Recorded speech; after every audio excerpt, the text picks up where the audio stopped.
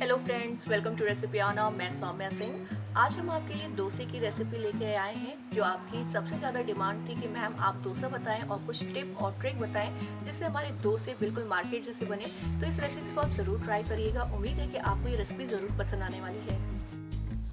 डोसा बनाने के लिए सबसे पहले हमें उड़द की दाल चाहिए होगी। तो यहाँ मैंने एक कटोरी बिना छिलके वाली उड़द की दाल ली है। इसे हम डाल देते हैं एक बाउल में। आप कप का यूज़ कर सकते हैं, कटोरी का यूज़ कर सकते हैं। बस ये ध्यान रखिए कि जो भी कप या कटोरी यूज़ कर रहे हैं उसी से आपको दाल लेना है और उसी से आपको चावल लेना है।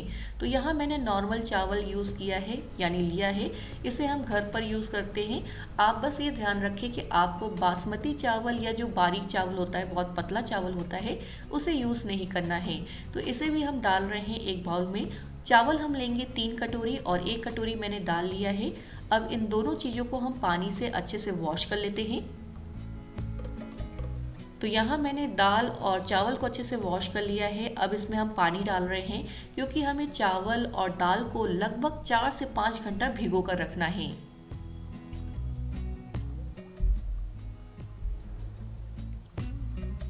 लगभग 5 घंटे हो चुके हैं और यहाँ जो दाल और चावल है ये बहुत ही अच्छे से फूल गए हैं। अब हम इन्हें पीसेंगे। तो सबसे पहले मैंने पानी को निकाल दिया है और मिक्सी का जार लिया है। दोनों को अलग अलग भिगोना है और अलग अलग पीसना है।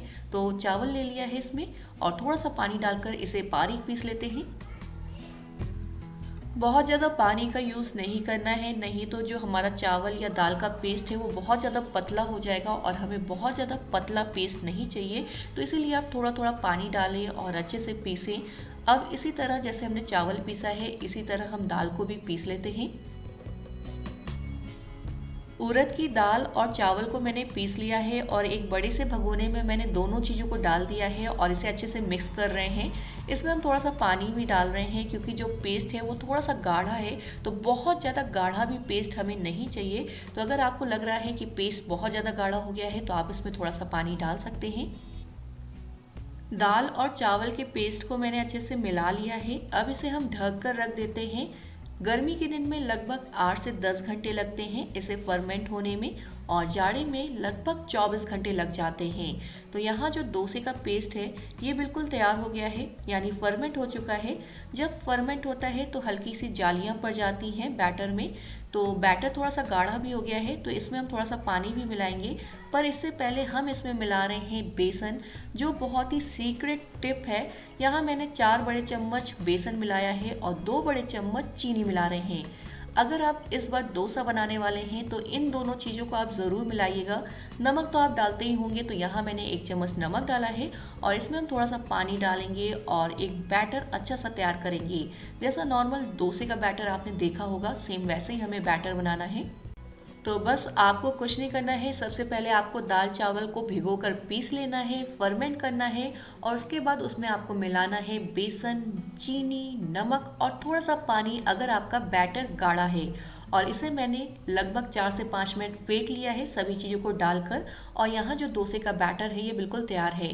पर इसे अभी हम यूज़ नहीं करने वाले हैं। इसे हम फ्रिज में रखेंगे लगभग 1 से 2 घंटे के लिए। अगर आपको तुरंत डोसा नहीं बनाना है यानी 2-3 घंटे में, तो इसे आप 2 से 3 दिन फ्रिज में रख कर यूज़ कर सकते हैं बहुत ही आराम से। तो अब मैंने एक नॉनस्टिक का पुराना तावा ले लिया है क्योंकि मैं इसमें हमेशा डोसा बनाती हूँ और ये बहुत ही अच्छे से सेट हो गया है यानी डोसा बनाने के लिए। आप लोहे का या नॉनस्टिक तावा यूज़ कर सकते हैं। और बैटर को भी मैंने फ्रिज से निकाल लिया है और इसे एक बार अच्छे से फेंट लेते हैं। अब हम डोसा बनाएंगे जिसके लिए मैंने तावे को हाई फ्लेम पे गरम किया है और इसमें हम डाल रहे हैं थोड़ा सा रिफाइंड ऑयल यानी तावे पे रिफाइंड ऑयल डाला है और पानी के छिट्टे मार रहे हैं। इस समय हम थोड़ा सा ज़्यादा पानी डाल रहे हैं। ये स्टेप बहुत ही ज़रूरी होता है डोसा बनाने के लिए। और तुरंत ही जो एक्स्ट्रा पानी है उसे मैंने पोंछ दिया है किचन टॉवल से और गैस की फ्लेम को मैंने स्लो कर दिया है। ऐसा करने से तावा हल्का सा ठंडा हो जाता है और डोसा बहुत ही अच्छा बनता है। अब मैंने बैटर लिया है, आप इसे कटोरी से भी लेकर इस तरह फैला सकते हैं। यहाँ मैंने कलछुल का यूज़ किया है। तो डोसे को इस तरह आपको फैलाना है। इस समय आप बिल्कुल ध्यान रखिएगा कि गैस की फ्लेम को आपको स्लो रखना है। जैसे ही डोसा ऊपर से हल्का सा ड्राई होने लगे वैसे ही आपको गैस की फ्लेम को मीडियम कर देना है और उसके बाद हम इसमें थोड़ा सा रिफाइंड ऑयल डालेंगे। तो यहाँ जो डोसा है ये हल्का सा ड्राई हो गया है, फ्लेम को मैंने मीडियम कर दिया है और रिफाइंड ऑयल डाल रहे हैं। आप चाहें तो इसकी जगह बटर का भी यूज़ कर सकते हैं। तो ऑयल को अच्छे से फैला देते हैं। डोसा बनाते वक्त बस आपको ये ध्यान रखना है कि सबसे पहले आपको गैस की फ्लेम को स्लो रखना है और उसके बाद उसे मीडियम कर देना है। थोड़ी देर में आप देखेंगे जब आपने ऑयल लगाया है उसके बाद आप देखेंगे कि डोसा हल्का हल्का लाल होना शुरू हो गया है और जब वो बहुत ही अच्छे से लाल हो जाए यानी नीचे से सिक जाए उसी समय आपको डोसे को निकाल लेना है। तो यहाँ हम डोसे को निकाल रहे हैं और आप देख सकते हैं कि बहुत ही आसानी से तावे से ये अलग हो गया है और बहुत ही खूबसूरत कलर आया है। आप चाहें तो इस डोसे में आलू मसाला या पनीर की स्टफिंग कर सकते हैं। यहाँ मैंने केवल पेपर डोसा बनाया है और इसे हम सर्व कर रहे हैं कोकोनट और पीनट चटनी के साथ। इस डोसे को हम तोड़ करके भी दिखाने वाले हैं, पर उससे पहले कुछ बातें आपको बताना चाहते हैं। अब हम केवल पानी का छिट्टा मार रहे हैं और इसे पोंछ कर डोसा बनाएंगे। जितने भी हम डोसा बनाएंगे उसमें हम केवल पानी का छिट्टा मारेंगे, ऑयल का यूज़ नहीं करेंगे। केवल पहली बार जब डोसा बनाना है उसी में ऑयल का यूज़ करना है, यानी ऑयल लगाना है और फिर पानी का छिट्टा मारकर पोंछ देना है।